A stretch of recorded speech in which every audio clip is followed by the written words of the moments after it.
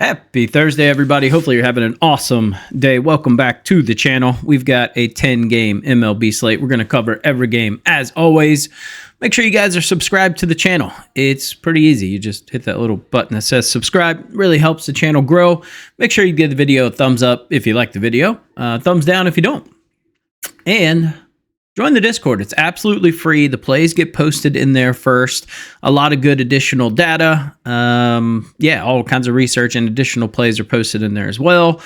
Some other guys post plays. So great community, very positive. Link is down below.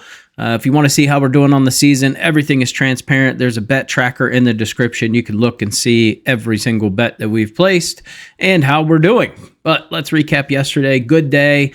We gave you 5 best bets. We had Robbie Ray under 16.5 outs. That was silly, sweat-free. Mets and Twins under 8.5. This got a little sweaty because the Mets tied it up at 3 in the 8th. This went into extra innings, and we still cashed this. Total was 4-3, so still pretty sweat-free, I guess. Nats money line. I love that read. I think 7 out of 10 times they win that game. It's just one of those weird ones when they didn't, but I would play that again all day, every day. I don't think that was a misread. Parker threw a heck of a game, and Nats just couldn't score. So it is what it is. Braves first 5 in the Nerfy for half a unit did not hit. I had the Nerfy on there. I played the Nerfy, and then I added Nerfy plus the first 5. The Nerfy hit. First 5 did not. We just cannot trust this Braves offense. And then we had Rockies Dodgers over 8.5. That almost cashed in the first inning. 8 runs in the first inning. Ended up with 15. So that was pretty silly, sweat-free. I also played Rockies team total over 2.5. That was pretty sweat-free as well. Ended up 7-8 Dodgers.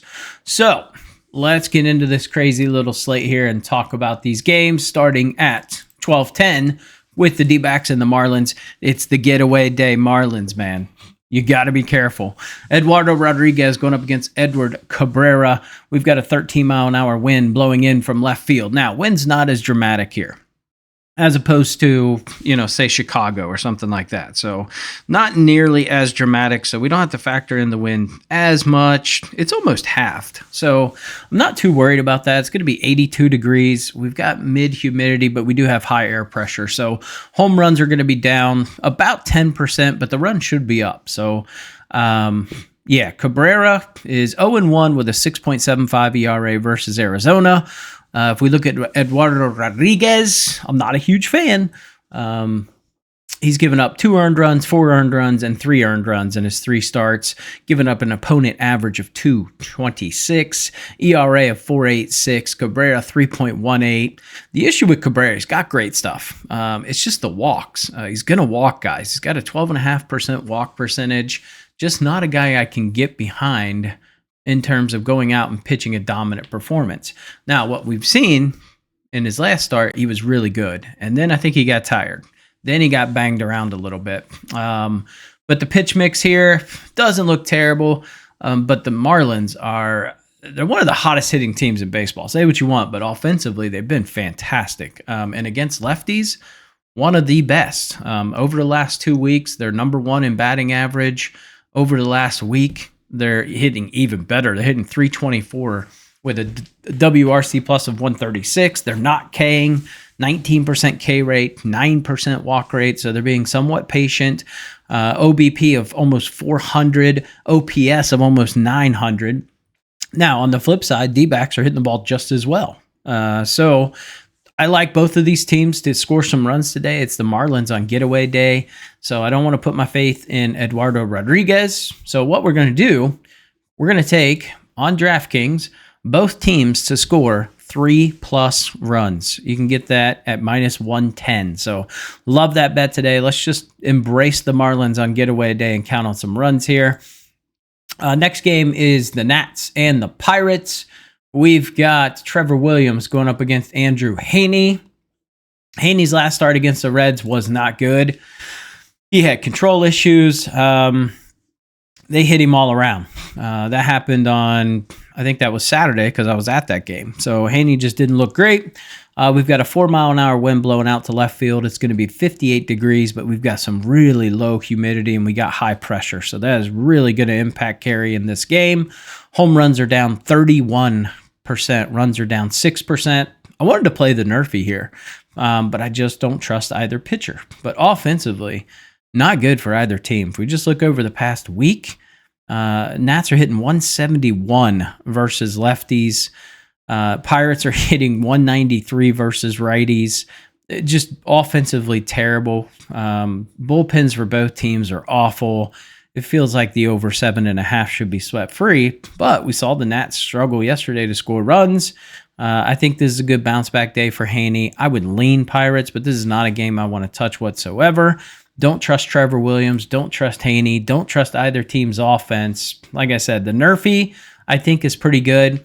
Pirates are second in terms of runs scored in the first inning. They don't score many times. They've only scored in 15% of games in the first inning. The Nats scare me a little bit. They are a little more vicious in their first inning. They score about 1 out of every 3 games they score in the first inning. So this is Nerfy or pass. I just can't get behind either of these teams. Now, the Mariners and the Reds. There is some debate on who's pitching here, and the lines are shifting massively towards the Reds. So it was supposed to be Brian Wu. I think it's going to be Emerson Hancock. That is how I'm handicapping this game. Emerson Hancock's last start was on March 31st, and he got rocked. 6 earned runs, didn't last very long. He doesn't throw anything that the Reds should get fooled by. So I like the Reds in this spot under Brady Singer. Singer's 3-0, giving up an opponent average of 194. His stuff has looked really, really good. The only thing he struggled with is really lefties, but even then, I wouldn't even say struggle. He's given up a 212 average, 179 to righties. Hard hit percentage is a little higher than what makes me feel super comfortable. I would say the bullpens are about even in this one. Reds got beat yesterday 5-3. Starting pitching, I've just taken a little beating early, so I think this is where Singer comes in and gets the job done. We've seen in both games so far, Mariners get off to a hot start. Reds claw their way back in. So instead of backing the Reds, and I do like the Reds in this spot, I am going to lean. See, the Reds were minus 105. Now they're big favorites, so it's got to be Hancock. Just give me the Reds team total over 3.5. That way we're backing them without necessarily backing them to win. We do have a 9-mile-an-hour wind blowing in from kind of right center. It's going to be about 60 degrees, mid humidity, but high pressure. So that's going to impact carry a little bit, but it's really not too much. It's pretty much just an even day. We've got an over-under of 8. I do kind of lean towards that over. I do like the over today. The only thing that scares me about Singer is he is a fly ball pitcher, and GABP, fly ball pitchers, they have some tendencies to give up some big dingers. So just give me the Reds team total over 3.5 at minus 130.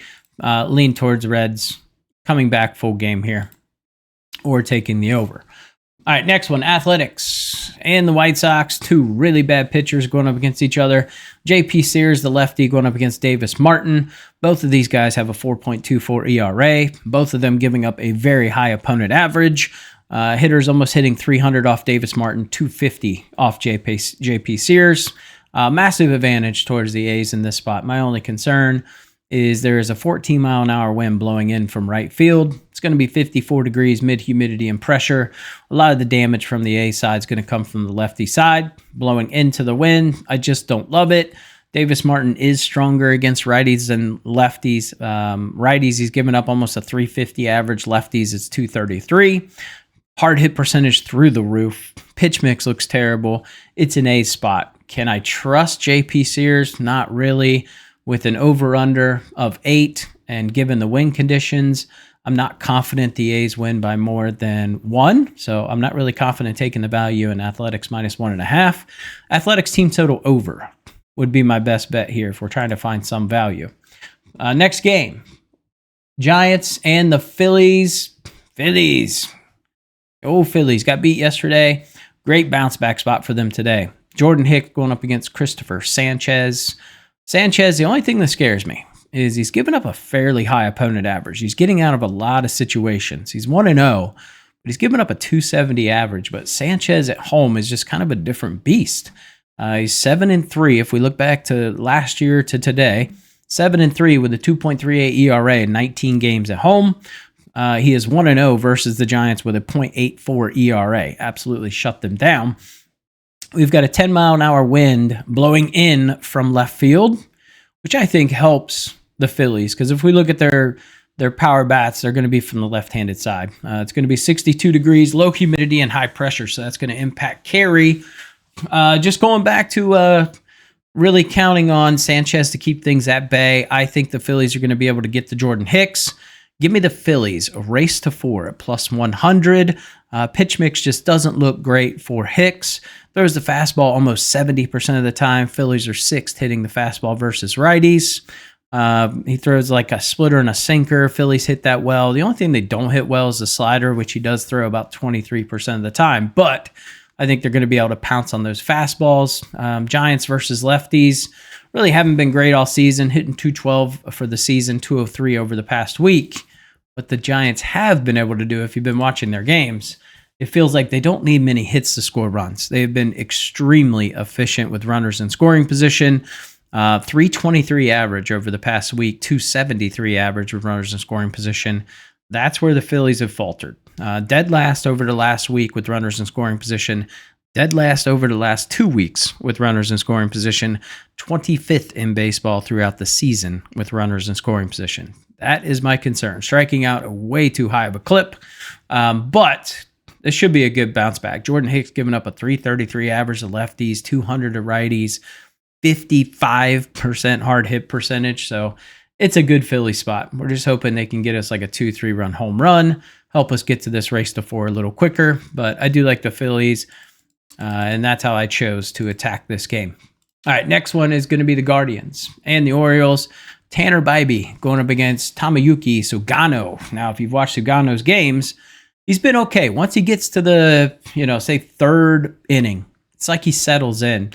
First, second, a little bit of the 3rd, it's pretty rocky. He has just not been great. So I think this is a Cleveland spot. We saw the Orioles finally wake up offensively yesterday. A little shocked Cleveland didn't get to Dean Kramer, but I think we see kind of a yo-yo effect today. Cleveland has a massive bullpen advantage here. I mean, it's one of the best bullpens in baseball. Do I trust Bibee? Not necessarily, but if we look at Sugano, he's given up almost a 300 average to lefties, 321 to righties. Hard hit percentage is fairly high. Pitch mix split doesn't look fantastic. Guardians are still hitting the ball well. They are number 1 hitting righties over the last week, 285. They're 12th with runners in scoring position. Orioles are still struggling with runners in scoring position. They do give Bibee a lot of run support when he pitches. He's averaging almost 6 runs a game when he pitches. So to me, it's a Cleveland spot. The angle I like here and what I'm going to give out for the best bets, we will have Cleveland in our money line parlay, but give me Tomoyuki Sugano over 4.5 hits. I think Cleveland should be able to hit him. That top of that order should be able to get some hits kind of right off the bat. I wouldn't be shocked if Stephen Kwan just leads the game off with a double here. So Cleveland as the money line play, and then Sugano over 4.5 hits. Next game, Royals and the Tigers. This will be an interesting one. Michael Lorenzen going up against Reese Olson. It is going to be 54 degrees, mid-humidity, high pressure, so that's going to impact carry. And we've got a 9-mile-an-hour wind blowing in from center field. Home runs, minus 35%. Runs, minus 11%. I like the under 8 here. I didn't give it out as an official play. I don't want to pick a winner in this one. I don't trust either of these pitchers. Reese Olson's given up almost a 300 opponent average. He's got a 6 ERA. But do I love Lorenzen? No. 250 average, 371 ERA. Pitch split doesn't look great for Lorenzen. It definitely favors the Tigers more. Both teams are struggling with the sticks. Over the last week, KC hitting 183 versus righties. Detroit 170. So they're literally the 2 worst teams in baseball hitting righties. 2 worst in WRC plus. Almost the 2 worst in on-base percentage and OPS.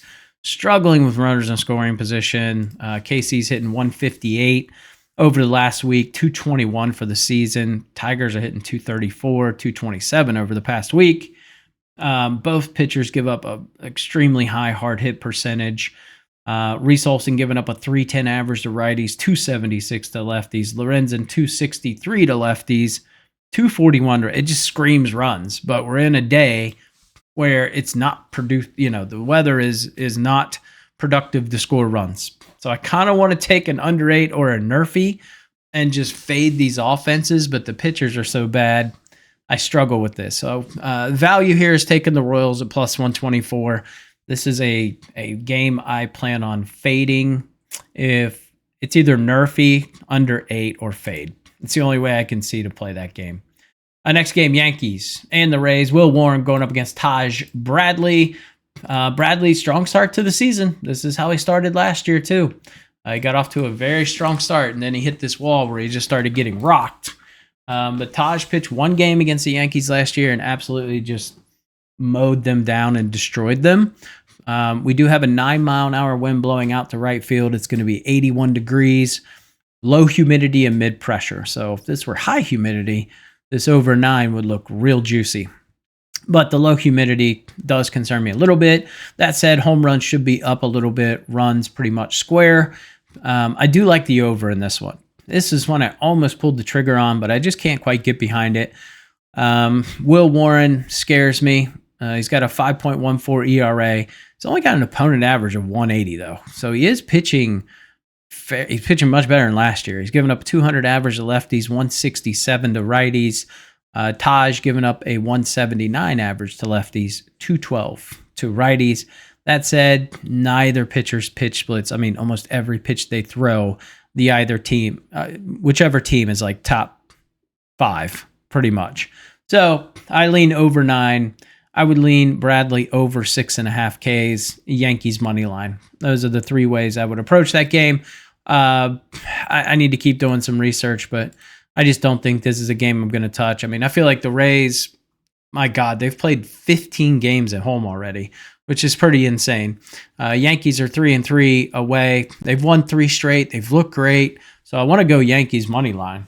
Even with Will Warren, I just feel like this is a game we might see some of that Taj Bradley regression given the propensity of the Yankees. I mean, they're 4th hitting the fastball, 1st hitting the cutter, 1st hitting the splitter. I mean, that is 90% of what Taj Bradley throws. They are either 1st or 4th in. So the Yankees over, you can go Yankees team total.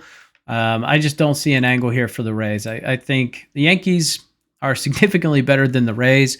We've just seen the Rays just play a butt ton of games at home. That said, this is called Steinbrenner Field for a reason. This is where the Yankees play spring training. So the Yankees have actually played more games there recently. So to me, this is a Yankees home game.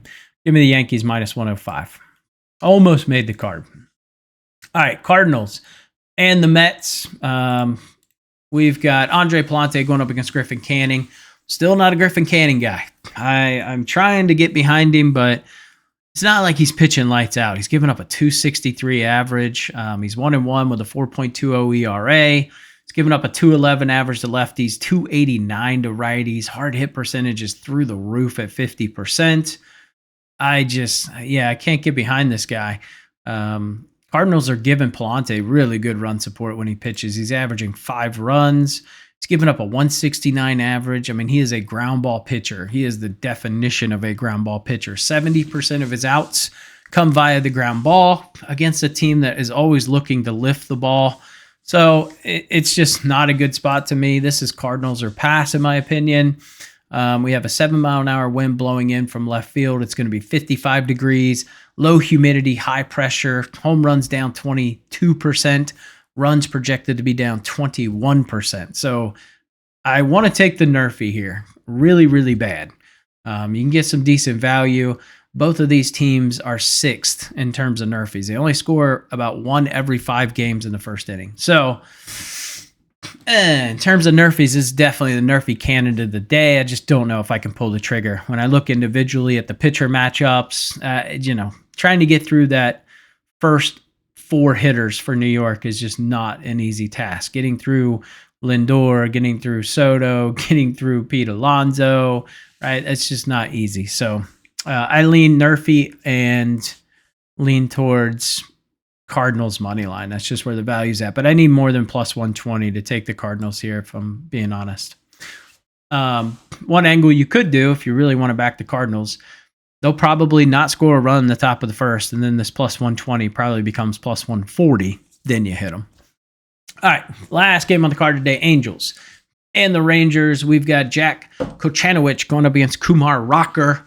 Rocker giving up a 360 average, 0-2 with an 8 ERA, going up against Jack, who is 1-1, 233 opponent average, 5.74 ERA. This is one where both these guys are giving up a lot of hits and a lot of runs.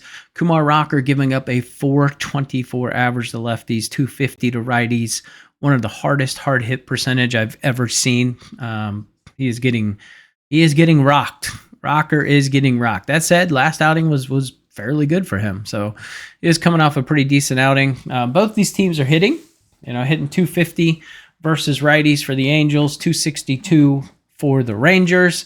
Just not, I can't trust either of these pitchers, but what I do trust, I don't think Rocker's going to strike anybody out. So he's only had 6 Ks in 11 innings so far this year, and we're getting a strikeout line of 4.5. I mean, he's averaging a half a strikeout an inning. It's highly unlikely he's going to throw a complete game tonight.